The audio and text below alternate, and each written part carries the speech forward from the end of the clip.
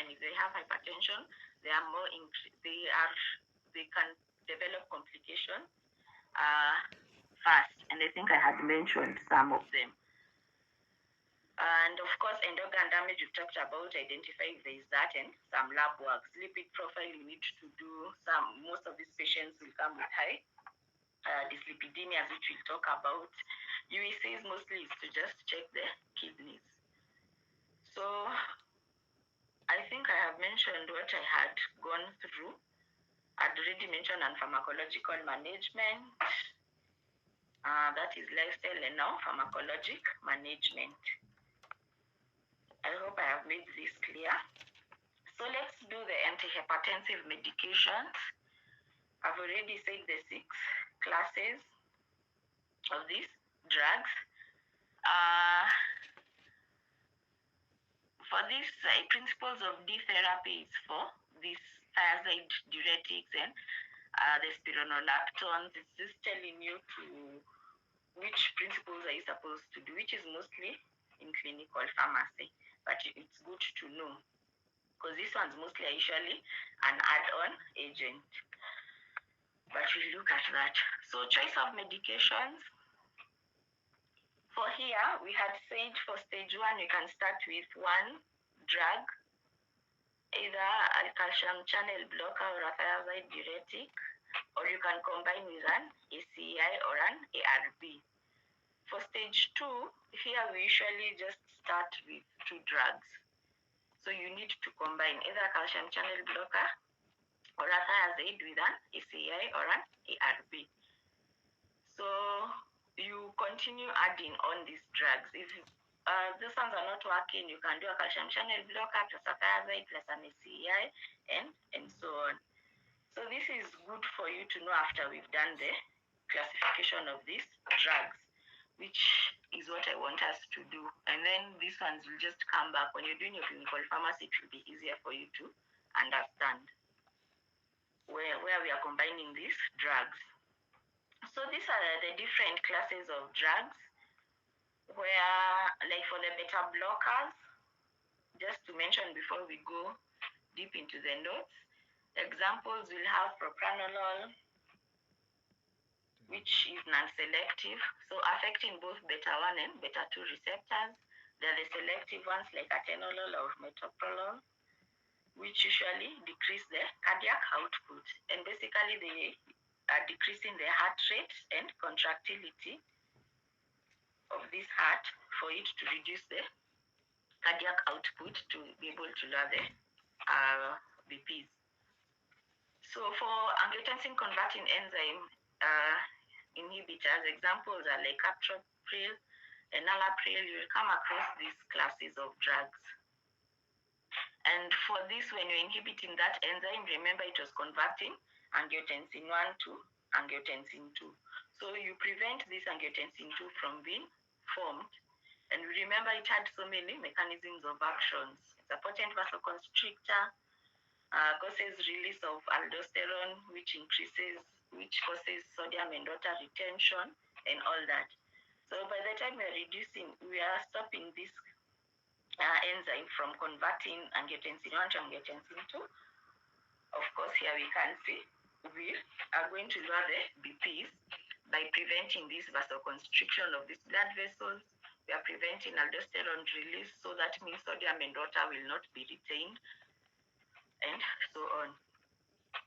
Other ones are minoxidil, hydralazine. These ones are in the other group of drugs. There's the calcium channel blockers like nifedipine and amlodipine, and we'll see they are just reducing the calcium mechanism of action on these heart muscles. Alpha-1 blockers like prazosin or doxazosin, so of course preventing this vasoconstriction on the blood vessels. So we can see all these in purple, they are causing vasodilation of these blood vessels. Once we do that, these ones are potent vasodilators. Calcium channel blockers just prevent that vasoconstriction of the blood vessels. Alpha-1 blockers also. So all of them just lead to vasodilation of these blood vessels. This is just like an overview. And then we'll also talk about thiazide diuretics, which reduce the blood volume by causing diuresis. As the name suggests, it's a diuretic. So causing water and sodium excretion. Centrally acting drugs like methyl-dopa or clonidine will also look at them. And this one, of course, they affect the sympathetic nervous system. Centrally acting meaning they're acting in the brain. So for first-line agents, we usually use the ACIs, ARBs, calcium channel blockers, and thiazide diuretics, meaning use these drugs first before you add other drugs, other second-line agents. So just to note that. So I hope we are clear until there. I haven't lost anyone. Have I lost anyone?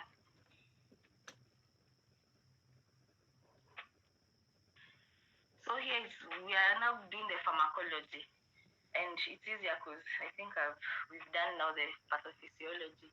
So angiotensin converting enzyme inhibitors, we said they directly inhibit the enzyme, the ACE, angiotensin converting enzyme, therefore blocking the conversion of angiotensin 1 to 2. And of course, this reduces the vasoconstriction and aldosterone secretion, leading to lower BPs. And this one is usually the first-line therapy in hypertensive diabetic patients. So remember the compelling indication I said, if they have other comorbidities like diabetes, we usually recommend the ACEIs to be a first-line for this category of drugs. And also those with congestive heart failure, we also recommend the ACEIs. So for this category of drugs, it usually causes a side effect, hyperkalemia. So I'll be mentioning the mechanism of action, where they are used in some 1 or 2 side effects. It causes hyperkalemia, and this is because it usually causes increase in potassium concentrations in the blood. So we need to monitor these patients, because this hyperkalemia, remember ACEI is what they do. When the aldosterone is released, the sodium and water absorption and potassium excretion. So when you're inhibiting this, the reverse is happening. So sodium and water is being excreted and potassium is being retained. So I hope I'm clear on why a patient who will come with hyperkalemia and they are on an ACEI, we usually need to stop this drug. So it's a side effect. Also, bradykinins will accumulate in these patients taking ACEIs. So these patients usually come with a dry cough, and yet they are not having any pneumonia. Because this ACEI inhibiting this enzyme, it prevents breakdown and inactivation of this bradykinin, which will lead to additive vasodilation by releasing also this nitrous oxide. So this bradykinin is not being broken down and usually causes a dry cough for these patients. So they will come complaining once they started the drug, they have been coughing, and it's not stopping. So you just need you can substitute it with an ARB. As we'll see, it doesn't have this effect. So contraindication of ACEI is, of course, in renal artery stenosis. Remember, it's acting on the renal system. So if there is an issue in the kidneys, we can't use these ACEIs. Stenosis, it means there's that narrowing of that renal artery. So these drugs will not be able to act on this renal system. We need to use another category of these drugs. Also, a history of angioedema. Angioedema is also another side effect for ACEIs. So you can't start a patient who had a history of angioedema. They just start swelling up. So angioedema is also another side effect for ACEI therapy. Rare, but can actually happen. Also in pregnancy, ACEIs are contraindicated. And this is because these drugs act on the renal system. So it's believed they actually will pass to the fetus that is not born. When it acts on the kidneys, the baby will be born with kidney issues. So we don't do ACEIs in pregnancies. So those are contraindications of ACEIs. ARBs, these are angiotensin receptor blockers. This one, when the ACEIs are acting on the enzyme itself, the ARBs, they are blocking that receptor. So they modulate the RAS system by blocking this angiotensin 2 receptor site. So that means it will block this angiotensin 2 from doing its mechanism of action, that is vasoconstriction and aldosterone release. So it doesn't, for ACEIs, it was preventing conversion of angiotensin 1 to angiotensin 2. For ARBs, the angiotensin 2 has been formed, but now these ARBs now block that receptor, meaning it will not be able to do its action, the vasoconstriction aldosterone release. So acting the same way as ACEIs, slightly different, but the same. So ARBs, like ACEIs, will slow the progression of nephropathy in patients with type 2 diabetes. They are known to be renal protective, and they are usually an alternative for patients who develop angioedema while using the ACEIs, and also for those who develop a cough, you can use these ARBs. Contraindication also, like ACEIs in pregnancy, and also bilateral renal artery stenosis, that is contraindication. We've said for cough, they do not affect the bradykinins, because remember the ACEI, the enzyme, angiotensin converting enzyme, is not being inhibited here. So the bradykinins have still been broken down. So a patient who comes with a dry cough when they are on an ACEI will use now an ARB. You can now shift to an ARB. Also, IRB is also associated also with hyperkalemia like ACEIs. So from there, I wanted examples, just a bit. Examples of ACEIs and ARBs. I hope this is clear. Examples of angiotensin converting enzyme inhibitors are captopril, enalapril, lisinopril, perindopril, ramipril, and you can see there where we are starting the doses and maximum doses. Those are ACEIs. For ARBs, examples are candesartan, irbesartan, losartan, telmisartan, valsartan. So you can see even the names as they are sounding. So all these are examples of ARBs with their doses. And also we can see the possible side effects: cough, hyperkalemia, angioedema. We've talked about that. So the other class of drugs is calcium channel blockers. And here examples are amlodipine or nifedipine, which we'll find in a setting. And just wanted the examples. So calcium channel blockers, usually they reduce the calcium entry into smooth muscles. So reducing this calcium into this smooth muscle will cause coronary and peripheral vasodilation. So generally they just cause the vasodilation, which will lower now the BPs. So the dihydropyridines derivatives, the ones which I've mentioned, the nifedipine, amlodipine, these are potent vasodilators of the coronary and peripheral arteries. And this is the non-dihydropyridine calcium channel blockers. Hope you remember your chemistry.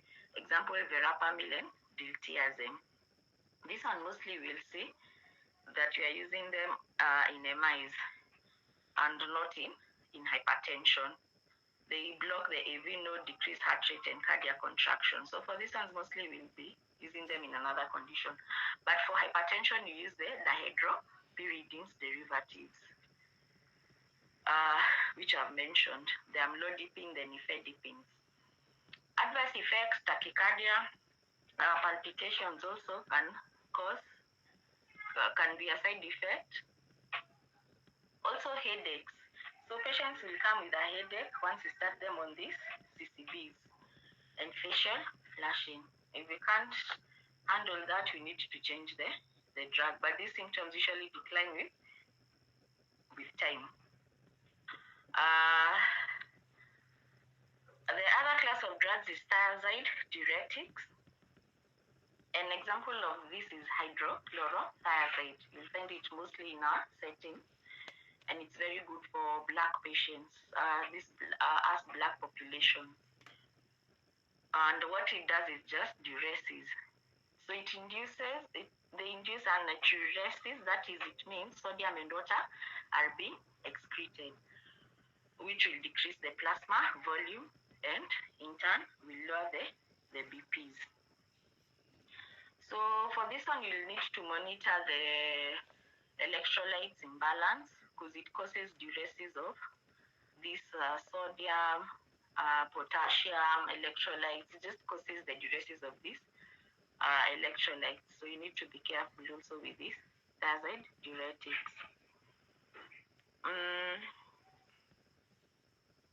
So I've already mentioned they're effective in lowering BP in elderly and black patients. So in a setting, it's usually a very good drug. But there are those side effects. So there is hypokalemia, as I've said, it will cause potassium secretion, sodium secretion. So some side effects are hypokalemia. It increases uric acid levels also in the blood, hyperuricemia. It also has been associated with hyperglycemia. So some patients will come with increased blood sugar levels, and yet they didn't have any issues with their blood sugar levels, but it started with this thiazide diuretics. So this can occur with this HCTZ. And they are common at very high doses. So you need to start at a low dose before you increase. So it can be used in combination with potassium-sparing diuretics like spironolactone to prevent this potassium depletion, as we'll see. The mineral corticoids or these potassium-sparing diuretics, of course, what they do is they prevent this potassium depletion. So for the first-line drugs, those ones are the ones I wanted to mention. For second-line agents, so you first use the first line, the ARBs, the CEIs, or the thiazide diuretics, or calcium channel blockers, and then if that is not working, you add a second-line agent, either a beta blocker or aldosterone antagonist. These ones are the potassium-sparing diuretics. So beta blockers, this one, they have several effects on the cardiovascular system. So they decrease cardiac contractility and output. They lower the heart rate. So remember the beta blockers, I said, they increase the heart rate and the contractility of the heart. So all this, of course, will reduce the BPs. Also, they inhibit norepinephrine release and decrease renin release from the kidneys. So all this will contribute to their antihypertensive effects by lowering now the BPs. They are considered first line for patients with coronary artery disease or left ventricular dysfunction, because for this we want to reduce the workload on this heart. So it's usually an add-on therapy in combination with other first-line agents, which we've said the CIs, ARBs, calcium channel blockers, or thiazide diuretics. So these are the side effects. Can alter the lipids, increase glucose concentration. So abrupt cessation of beta blocker should be avoided. Once you want to stop this patient, you need to wean them off over 1 to 2 weeks to avoid exacerbation of angina or MIs, which can actually occur if you just stop the beta blockers abruptly. So beta blockers examples I had mentioned, we have, I mentioned when we had started, the atenolol, bisoprolol, carvedilol, labetalol, metoprolol, or nebivolol. So we had mentioned this. There are those which are selective and those which are not as beta blockers selective. So there are those which target both beta 1 and beta 2 receptors, and those which target just the beta 1, which we want to target for the heart beta 1 receptors. So just note them, the examples, and which are selective and the non-selective ones. And I'd already mentioned selective one, beta 1 selective ones are like bisoprolol, the bivalol. The ones which are non-selective examples are carvedilol, and the doses, just note them. So for aldosterone antagonist, examples are spironolactone, eplerenone. What they are doing is antagonizing this hormone. Remember what it causes, sodium and water retention. So when it antagonizes aldosterone, it means sodium and water will not be retained. So they're excreted and potassium will be retained. And that's why we term them as potassium sparing diuretics. Because once they act on that aldosterone hormone only, it means sodium and water will be excreted, potassium will be spared. And what they do is inhibit sodium and water retention, inhibiting now the vasoconstriction. So it will lower the IBPs. So for this one, also another side effect is hyperkalemia, definitely, because it is sparing the potassium, especially in patients with CKD, kidney disease, or in patients who are using also ACIs and ARBs together. It can increase the side effect of hyperkalemia. So these ones, if the patient can afford, they can use the eplerenone, which had been shown to be more specific aldosterone blocker, but mostly we find in our setting we are using the spironolactone. Another side effect now of this is gynecomastia of spironolactone. So males will come complaining about enlarged, painful breasts, and it's a cause of this spironolactone. But eplerenone, which is in the same class, does not have this side effect. So other drugs, there are loop diuretics, alpha blockers, direct vasodilators, central alpha 2 antagonists, and these postganglionic sympathetic blockers. So until there is any other question, is there a question? Because I've covered the main drugs that we use in hypertension, so the other ones I'll just brush through. Questions?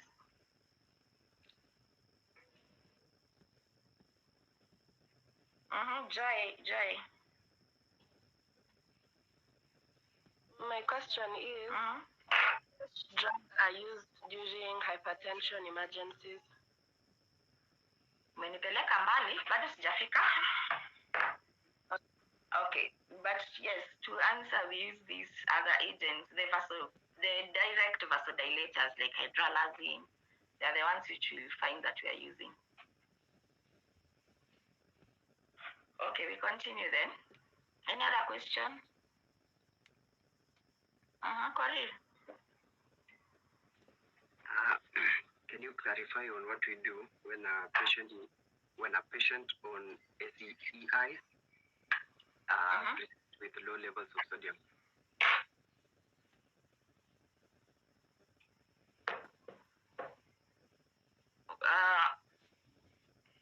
With low sodium levels?